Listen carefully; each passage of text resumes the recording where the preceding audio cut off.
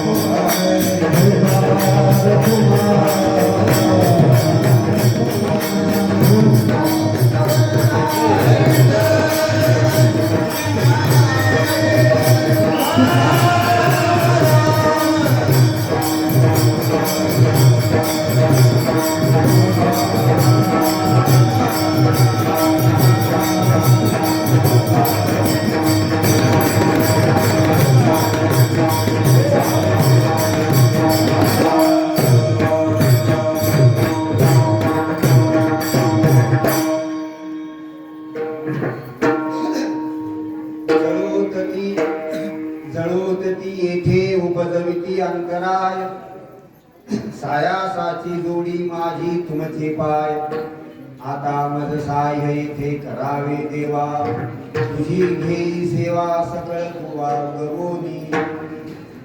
सेवेसाठी घेतलेला अभंग हा बाबाजी शिष्य शिरोमणी जगद्गुरु तुकाराम महाराजांचा आहे आणि बहुतेक वारकऱ्यांचा मुखपाठ असा अभंग आहे.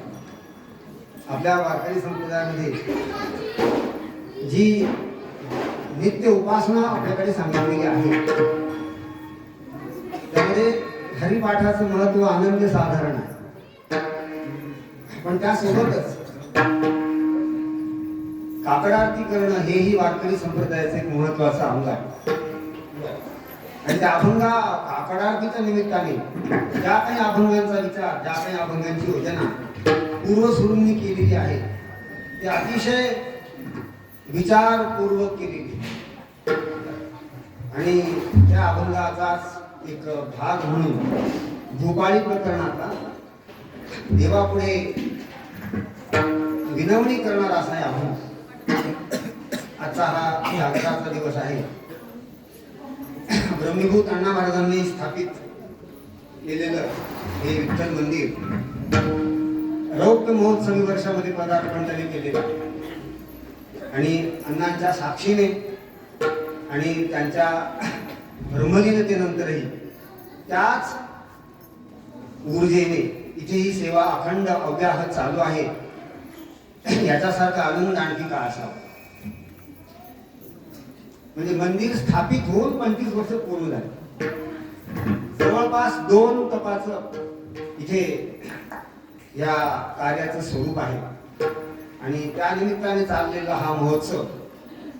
तसे तर आजची सेवा संत चिदंबर महाराजांची होती, पण ते सध्याच्या वातावरणाचा प्रभाव त्यांच्यावर पण झाला आहे आणि थोडी तब्येत म्हणजे तसं येणं जाणं करण्यासाठी नाही.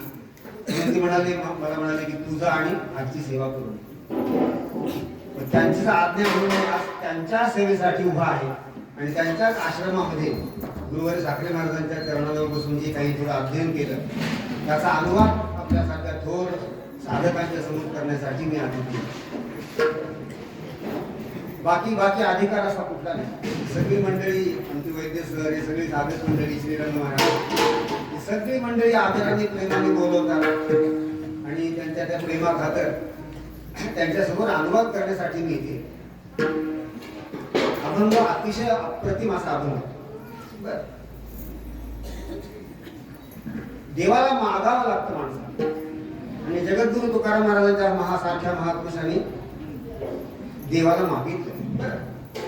तो दाता आहे, तो दानशूर आहे आणि त्याचं सहाय्य जर जीवनात असेल तर कोणतेही कार्य अगदी त्यामध्ये कसल्याही प्रकारचं विघ्न न होता सिद्धीत जात असतं.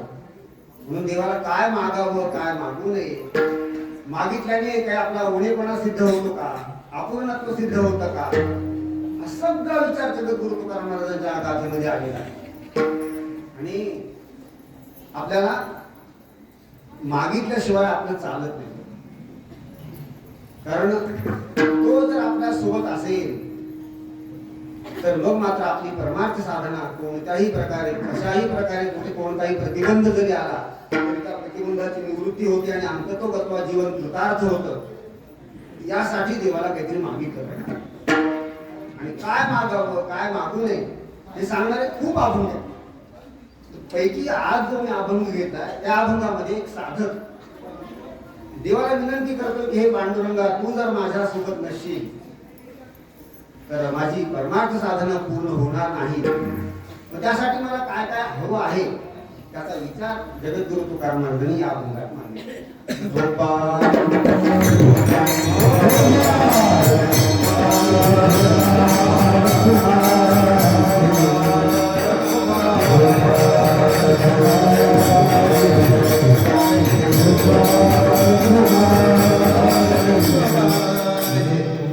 इथे हे जे सांप्रदायिक चिंतन चालतं ही आपल्या रंगनाथ महाराजांची कृपा. ब्रह्मलीन ब्रह्मीभूत रंगनाथ महाराज परभणीकर त्यांचा अनुग्रह ब्रह्मलीन अण्णा महाराजांना झाला. गुरुजींचे कृपा पात्र बनले. रंगनाथ महाराजांचा बोध आपल्या बुद्धीमध्ये स्थापित केला. स्वतः त्यांच्या अनुचराप्रमाणे वाढले आणि त्यांच्याच मनोगताप्रमाणे ते त्यांचं आलेलं लोड अतिसायासाने अति कष्टाने तुमच्या आमच्यापर्यंत अण्णा महाराजांनी आणून ठेवलेलं आहे. म्हणून काहीतरी थोडं कळतंय.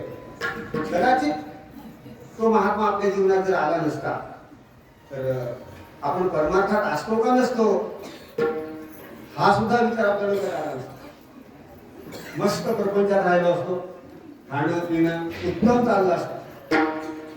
पण आज ज्या आनंदामध्ये आपण आहोत त्या आनंदाला मात्र नक्की आपण पारखं झालो असतो. आणि आपल्या आपल्या उद्धाराची तळमळ एकंदर आपली व्यथा ही त्या साधूला कळत असते. म्हणून जगामध्ये आपलं कोणी नाही, फक्त आहे तर साधू आहे आणि दुसरा तो पांडुरंग. शास्त्रामध्ये चिंतन करताना मित्र कोणाला म्हणतात, सुहृद कशाला म्हणतात आणि सखा कशाला म्हणतात हे चिंतन. इथे की मित्र सखा सुहृद हे एकार्थी शब्द फार तर फरक आहे असं नाही. तरी पण अमरकोशकारांनी त्यात बदल केलेला. मित्र कशाला म्हणतात म्हणजे दोघांच्या मध्ये जर श्रेष्ठ कनिष्ठता जर नसेल आणि दोघांचं कार्य सार्थ असेल, तुल्यम प्रियम भवे मित्रः. अमरकोश काय सांगतात, दोघांच्या मध्ये सारखी जर भूमिका असेल तर त्याला मित्र असं म्हणतात. म्हणजे एक जर रम्या म्हटला तर दुसरा श्याम्या नक्की म्हणणार. दोघांना अधिकार आहे. रम्या तू इकडे म्हटलं की तो म्हणणार श्याम्या तू इकडे ये. बिलकुल दोघं सारखे असतात. याने त्याच्या पाठीवर थाप टाकली की तो याच्या पाठीवर थाप टाकणारच. हे मित्रत्वाचं नाव आहे. मित्रत्वाबद्दल आमची भरपूर शास्त्रात प्रतिपादन केलं. त्याला म्हणतात मित्र. तो त्याने एकाला 100 रुपये दिले तो त्याला परत 100 रुपये देतो. मित्राचं काम. त्याच्यानंतर थोडी पुढची अवस्था आहे, त्याला म्हणतात सरुच. शुभे शुभ. जो आपल्या मित्राची शुभ कामना चिंतन करत असतो, अखंड आपल्या मित्राच्या कल्याणाचं चिंतन करत असतो, शुभेच्छा त्याला देत असतो, त्याच्याकरता देवादिकांना नमस्कार करत असतो, नवस बोलत असतो, त्याला म्हणतात सरुच. सरुच असतो. आणि त्याच्यानंतर तिसरी गोष्ट आहे ती सखा. ही मात्र सर्वोच्च अवस्था. सर्वोच्च अवस्था. समप्राण सखा प्रोक्ता. दोघांचा म्हणजे जीव भाव जेव्हा एक होतो ना, तेव्हा त्याला सखा असतो. म्हणजे याला मारलं तर त्याला वेदना होत्या, मुलाला मारलं तर आईला वेदना होते. ज्ञानेश्वर महाराजांच्या समोर रेड्याला मारलं तर वेळ ज्ञानेश्वर महाराजांच्या अंगावर उठले. आता मात्र तू सखा. आता मात्र तू सखा. सखा सगळं घडतं बरं. म्हणून संत वाङ्मयामध्ये दोघांना सखा म्हटले. एक विठ्ठलेशाला सखा म्हटले आणि संतांना दसरा दिवाळी तुझी आस.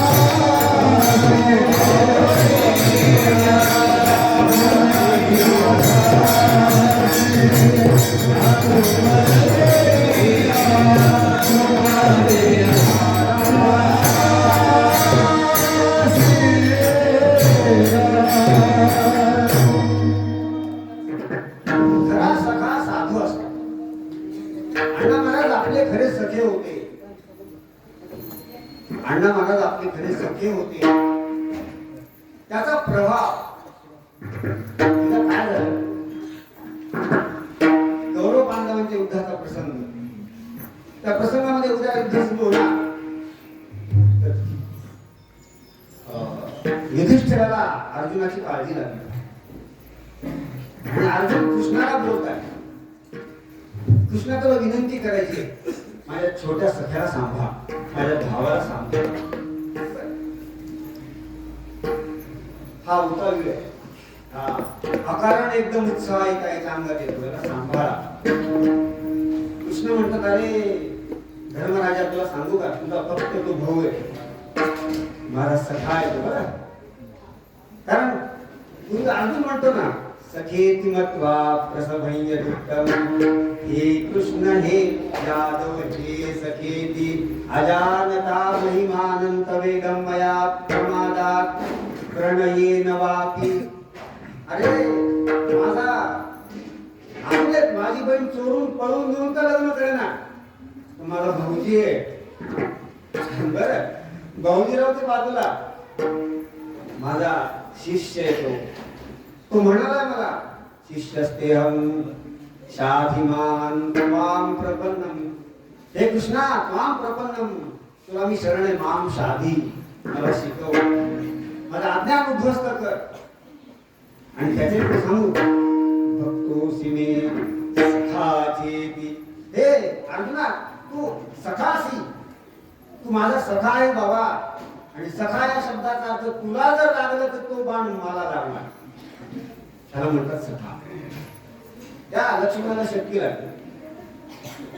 लक्ष्मणाला शक्ती लागल्यानंतर ते संजीवनी आणली, भाव ठीक झाला. आणि लोक विचारतात लक्ष्मणाला, हे लक्ष्मणा सांग, तुला कसं वाटतंय तुला?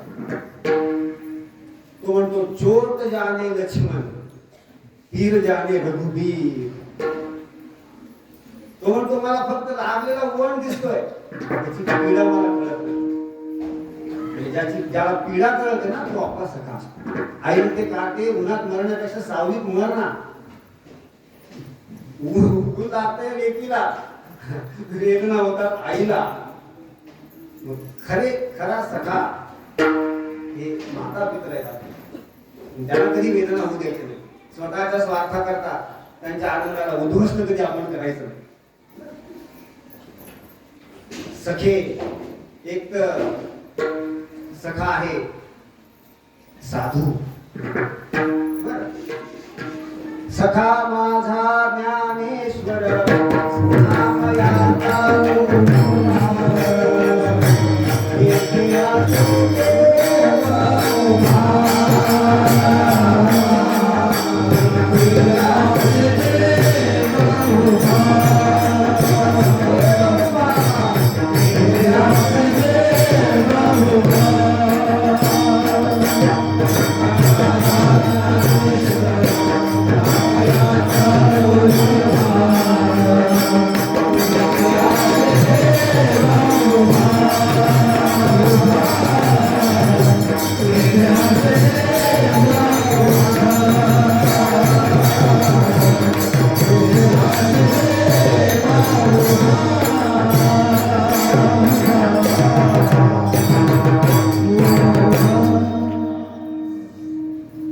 विठोबाचा प्राण सखा.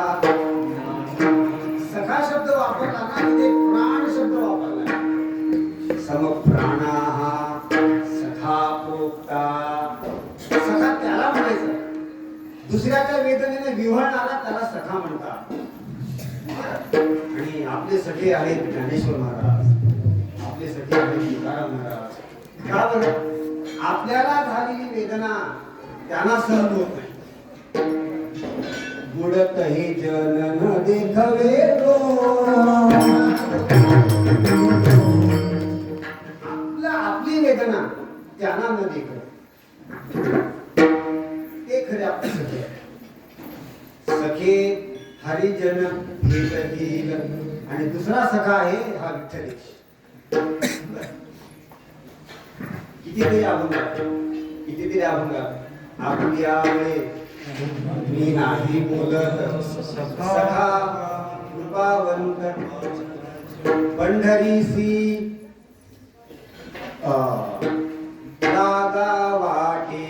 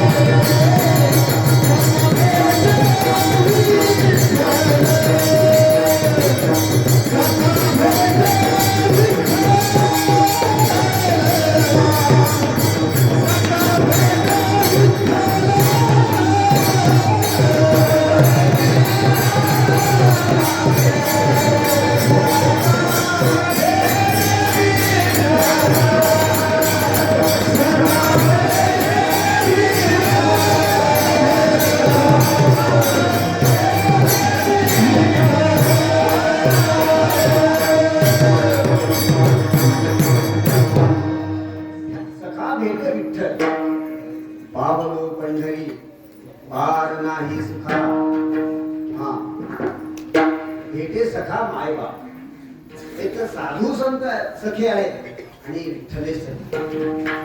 यासाठी सांगतो की सख्याला त्याच्या सखाची वेदना कळते. रंगनाथ महाराजांच्याकडनं ज्ञान घेऊन कृतार्थ झाल्यानंतर अण्णा आपल्या बोधात राहू शकत होते, निराकार मार्गाने ते जाऊ शकत होते. त्यांच्या दृष्टीने जगताचा अत्यंत अभाव झालेला होता. हे सगळं होत, हे सगळं होत. त्याच आपल्या बोधात राहिले असेल तर ते गुरुजींच्या मनोगताला थोडं प्रतिकूल झालं. स्वतः आत्मानंदाच्या साम्राज्याचे चक्रवर्ती होते, त्यात प्रश्न नाही. पण तुम्हा मला त्याने आपला सखा मानला. तुमचं आमचं अज्ञान, तुमची आमची वेदना, तुमचा आमचा भवलोक त्यांना सहन नाही झाला. परिणाम त्यांनी त्या प्रतिलोम अद्वैताचा परित्याग केला, अनुलोम अद्वैताचा स्वीकार केला. आणि अनुलोम अद्वैतामध्ये जगत त्यांना दिसत असतं. अनुलोम अद्वैतामध्ये त्यांना साधक दिसतात, त्यांना संप्रदाय दिसतो, त्यांना ज्ञानाची अविच्छिन्न परंपरा चालवण्याची इच्छा होते, त्यांना संप्रदाय वृद्धी करायची असते, त्यांना पंढरपूरची वारी करायची असते, जगामध्ये लोकसंग्रह करायचा असतो. हे सगळं अनुलोम अद्वैतात घडतं. आणि प्रतिलोम अद्वैतामध्ये तो महात्मा निराकार पंथाने चालत असतो. सहज मी आंधळा निवृत्त झाली. अण्णांना जर जग दिसत नसतं तर हे उभं राहिलं नसतं. त्या महात्म्याला जग दिसावं. रंगनाथ महाराज म्हणायचे, महात्मा महात्मा नेहमी सृष्टीदृष्टीवादात राहावं. त्याने तो जर सृष्टीवादात राहिला तर जगाचा विचारच तो करणार. सृष्टीदृष्टीवाद मानला तर जगाला अस्तित्व आहे. त्यामध्ये त्यांना साधक दिसतील, त्यामध्ये त्यांना मुमुक्षु दिसतील. आणि मुमुक्षु करता अशा महापुरुषांनी काम नाही करायचं, कोणी करायचं. म्हणून प्रतिलोम अद्वैताचा परित्याग करून अण्णासारखा महात्मा अनुलोम अद्वैतात राहिला आणि आपलं ज्ञान जगामध्ये देत राहिला. लोकांच्या मध्ये भक्ती जागी केली, ईश्वरनिष्ठांची मांदियाळी तयार केली. आणि अंततोगत्वा त्यांना विठ्ठलेशाच्या सांभाळी घातलं. त्याला झाले 24 वर्ष. आणि त्या संतांनी जर आपल्याला विठ्ठलेशाच्या सांभाळी घातलं ना बाबांनो, हिंमत नाही कोणाची आपल्याला त्यांच्या चरणापासून बाजूला करायची. ते मी म्हणत नाही बघ, याला सुद्धा तुकाराम महाराजांचं प्रमाण. तुका म्हणे तुम्ही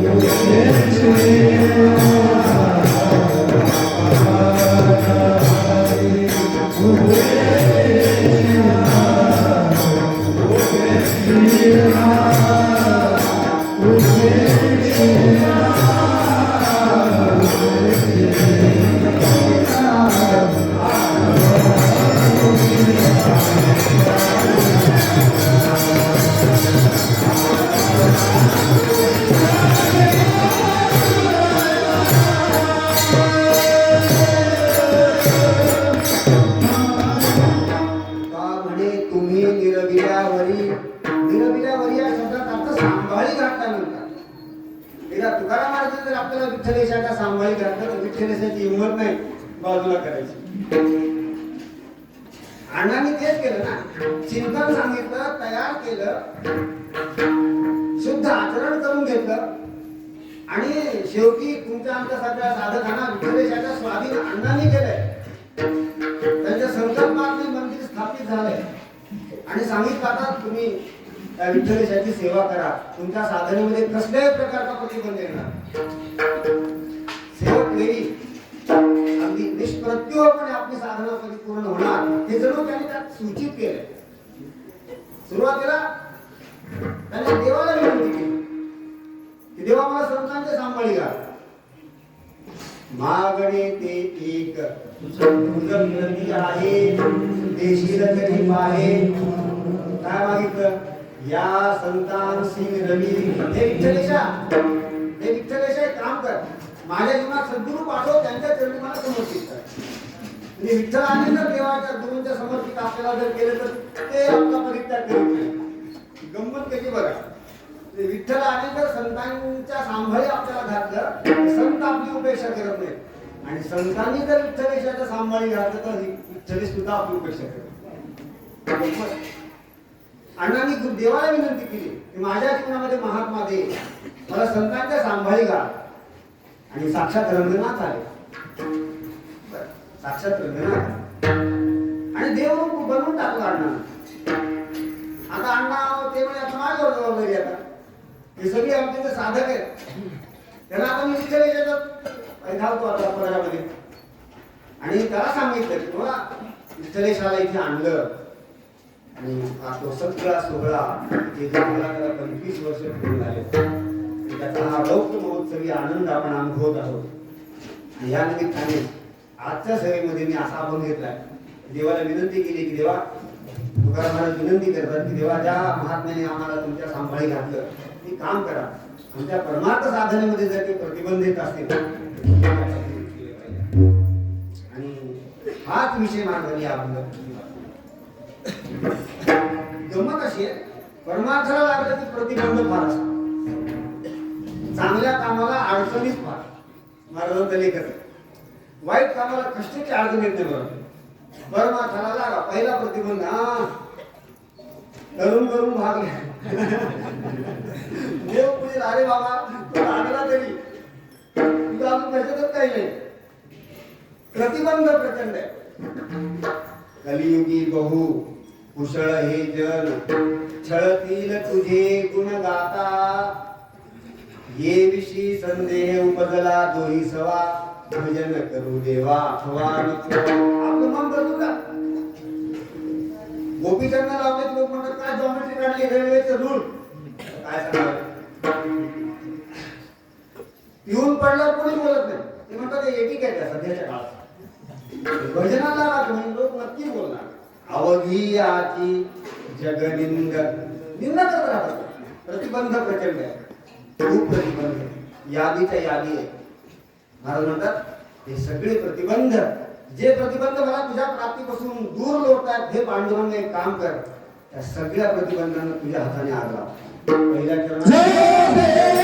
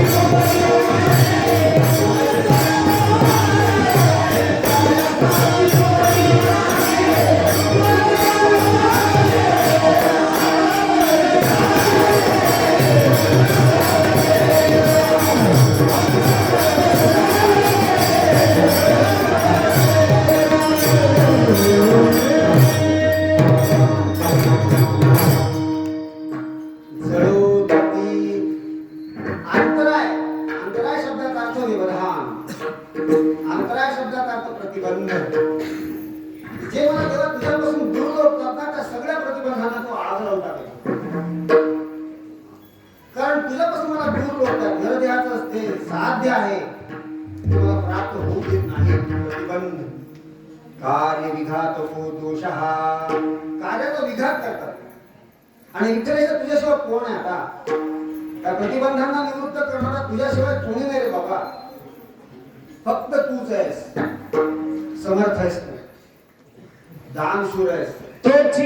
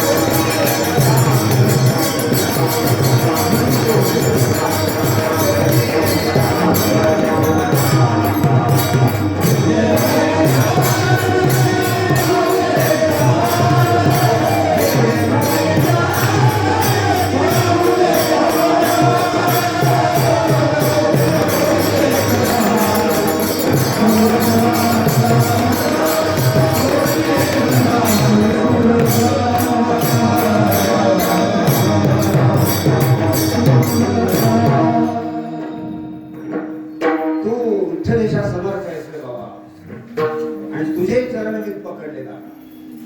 मला सद्गुरूंनी तुझ्या चरणाची आणून ठेवलंय.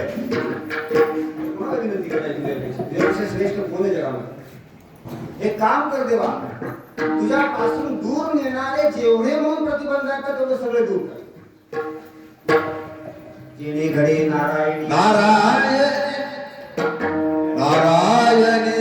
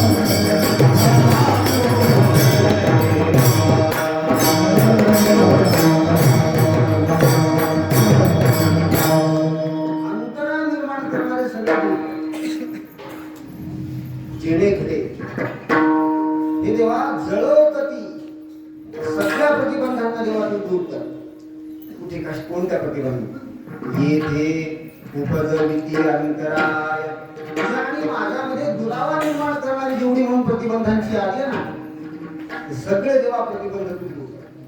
यादी दिली पंचदशी मध्ये कोणते?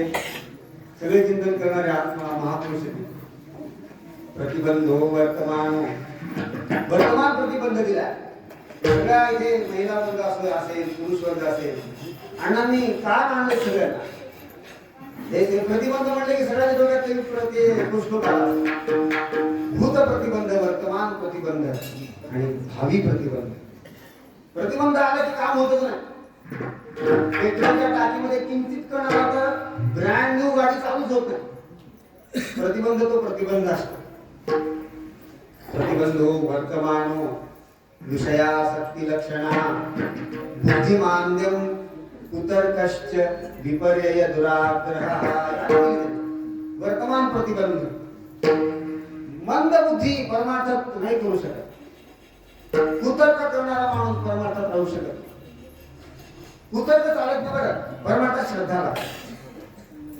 त्या आश्रमामध्ये एका विद्यार्थ्याने त्याचे ते लुंगी सारखं ते गुंडाळलं आणि महाराजांच्या समोर आला पाठाला. महाराज काय म्हणाले की हे असं चालत नाही आपल्याकडे. मग आपण पंचकच्छ असावं. कच्छ म्हणजे काष्टा, पाच गाठी असतात. तुम्ही देवपूजा करताना, भजन करताना असं म्हटलं जातं आपल्याकडे, देवाची पूजा करता तुम्ही असावं. आणि हे असं ठीक नाही. म्हणून संन्यासाला मात्र तसा आदेश आहे शास्त्रात, त्याला पंचकच्छ हातात देतात. त्याने गुंडाळलं तर चालत असं. तो म्हणाला असं करा म्हणून संन्यासाला तुम्ही पॅन्ट घाला. काय म्हणतो संन्यासाला तुम्ही पॅन्ट का घालत नाही? महाराज म्हणाले तुला सांगतोय मी, तू असं राहू नको. तू सांगतो संन्यासाला पॅन्ट घाला म्हणजे सांगतात काय, आपण तुझं काय तर्क मांडतोय, असा माणूस कृतार्थ होत नाही. मंद बुद्धी चालत नाही.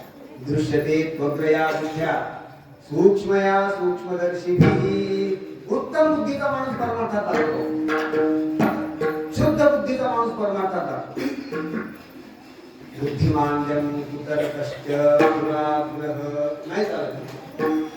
विपरीत चालत नाही. विपरीत काहीतरी बोलून चालत नाही. असंख्य प्रकारचे प्रतिबंध आहेत आपल्या परमार्थात. सगळ्या परमार्थाच्या प्रतिबंधाला पहिल्यांदा तो आग लाव. आणि आग लाव हा शब्द आपल्या मुखात आला. खेड्या पाड्यात वाड्या वस्तीत सहज महिला मंडळ बोलतात आग लागो माझ्या त्या कर्मात.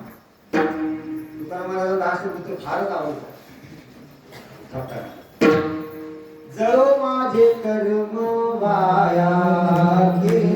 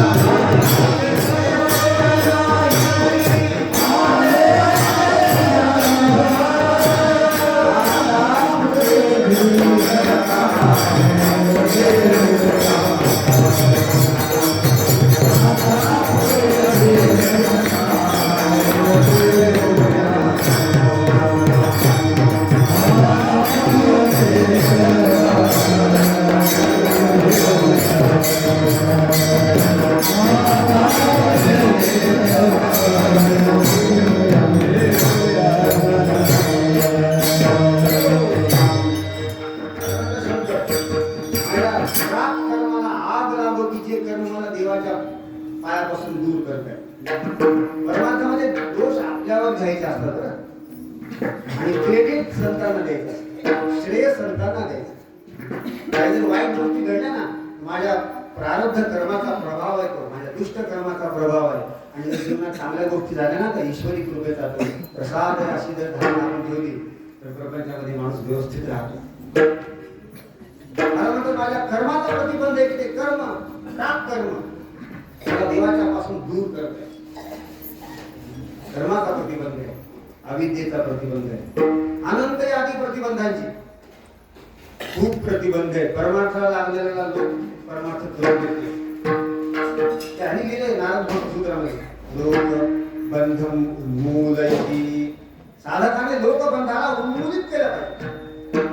लोकांच्या ज्ञानाने आपल्या ज्ञानावर अप्रमाण येऊ देऊ नये. आपल्याकडे आपण विचार केला स्वतः प्रामाण्य परत हा प्रामाण्य, परत हा अप्रामाण्य येऊन द्यायचं नाही. आणि परत हा अप्रामाण्य ज्याच्यावर येतं ना तो माणूस परमार्थात राहत नाही. एकदा माझ्या गुरुंनी सांगितले ते खरं आहे, लाख लोकांनी सांगू द्यायचा बदल नाही करायचा. कितीतरी अभंग येतात, कितीतरी अभंग आहेत की गौरव म्हणते काय माझ्या मागे लागला, माझं ठरलं नाही का, माझं ठरलंय सगळ्यांचा परित्याग करून कृष्ण माझा आहे त्याची मी आहे. किती वेळा तुम्हाला सांगताय, तुम्ही मला का सांगताय असं? तुम्ही मला बोलू नका मैत्रिणींनो. मी माझ्या परमार्थात आहे, मला दिशा कळालेली आहे, ती मी सोडणार नाही. किती ओ शिकवाल मज